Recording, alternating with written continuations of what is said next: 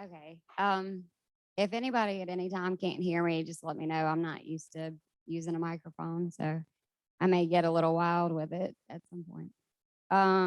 Okay, today I'm going to go over your grant agreement conditions. The way we do this has changed a little bit. Every year or every award, you typically get two letters that are given to you with your grant agreement, authorization to incur costs, and your transmittal letter. And then a couple of weeks or so later, you'll get your contract conditions provisions letter. This year, we're doing it all together in one letter. So at the end of the day today, you'll be handed a letter that goes through the information that I'm about to cover, along with your blank grant agreement. Okay, so one of the things that the letter does is gives you authorization to incur costs. Authorization to incur costs gives you the authority to begin planning and administration. Um, the administration is not covered with our, I'm sorry. Oh, sorry. Okay. Administration costs are not covered with LCDBG if you have a public facilities project. If you have a Love Louisiana Outdoors project, it may be if you're not paying for those costs. Pre-agreement is not covered on either one. It also permits the environmental review to begin. It permits plans and specifications to be prepared, and it describes the penalties for not meeting deadlines. If you have a public facilities project, your deadline is going to be 5 months from yesterday. So I believe it's January the 4th of 2023. If you have a Love Louisiana Outdoors project, your deadline is going to be 4 months from yesterday or December 5th of this year. If there's a problem meeting the deadline, you need to let us know as early as possible so that we can work with you on that. And you cannot you cannot advertise for bids or begin construction at this time. That will come later once your plans and specifications have been submitted and approved. Okay. The letter is also going to transmit your blank grant agreement. You need to review the agreement, sign it. The chief elected official will be the signer, and return the original. Do not put any dates on the form, only a signature. The additional items that are going to be needed in order for us to ultimately transmit your grant agreement is an electronic funds transfer form and a voided check. These items are only going to be sent to the Office of Statewide Reporting and Accounting Policy. We just call it OSRAP. So get with OSRAP. Their website, I'm sorry, their email and their phone number is here to request a form from them. You will again only submit these to them, but you will give us confirmation that you have submitted the information. All of these things are due at the same time. Like I said, your 4 or 5 month deadline. In the past, we did require some information at 30 days. And that is the information that's going to be required to set up your LCDBG account with the state.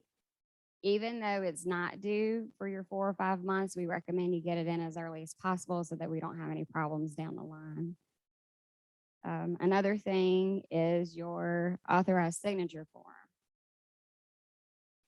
And you should have one of these in your exhibits. This is what it looks like. So on this form, I just want to say 1 in items 3 through 6, those are going to be the people that you want to sign your request for payment. So when you begin your project, you're ready to request funding from us. The form that you use to request funding is going to require 2 signatures. You want to have the people on here in numbers 3 through 6 that you want signing that form.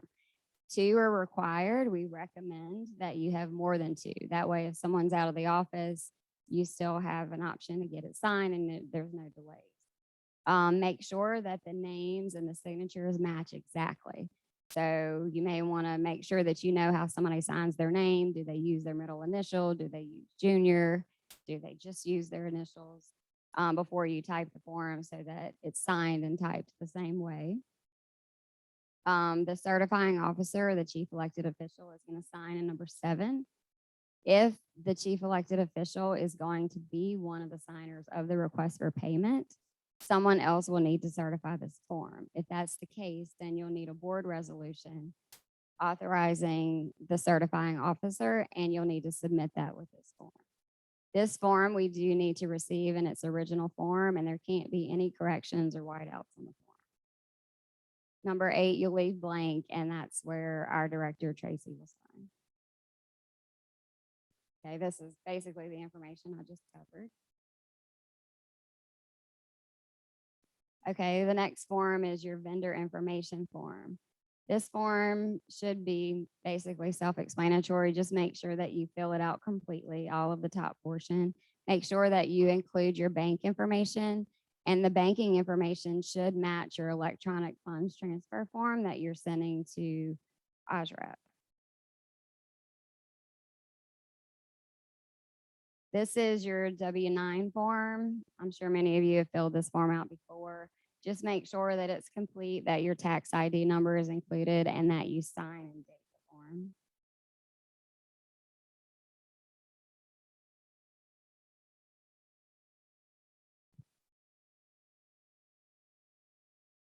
Okay, the forms are located on our website. Some of them are just in our grantee handbook, and that's what is shown here. Currently, the 2022 handbook is posted, so when you look at it now, you will see the 2022 handbook link there. Some of the forms are also posted on the link right below where it says grant management. That's actually where you're going to see your authorized signature form. If you ever have any trouble finding anything, just let us know. Okay. The letter that you receive is also going to ask for application revisions if those are needed. And all of them will ask for additional items. Again, all of these things are needed before we can transmit the fully executed contract. So once y'all sign the contract, send us back the original. Tracy will sign them. We won't give them back to you until all of this stuff is done. The only thing that doesn't have to be completely approved is the plans and specifications. You do have to submit them, but as long as Jeff has them and they're under review, we can transmit your contract. You just won't be able to bid until the plans are approved. And some of them are going to have some extra documents that are requested. Depends on if you have acquisition, if you're doing water or sewer project, if we had trouble pulling your sam.gov registration, that kind of thing. But instructions for every single item is going to be on the letter. Again, if you have questions, just let us know. Okay, your organization was analyzed for various risk rankings. So the analysis, was based on who's administering your project. So whether you've hired a experienced consultant or whether you're self-administering, the complexity of the project that you're doing, and your previous performance. So if you're ranked as high risk, we will make an on-site technical assistance visit before we go out to monitor your project. And we're going to help you to meet all of your compliance areas. If you're identified as medium risk, you can request it. We're not going to automatically do the on-site before monitoring, but you can request it if desired. And if you're low risk, then we'll just provide technical assistance as needed. Anybody have any questions about that?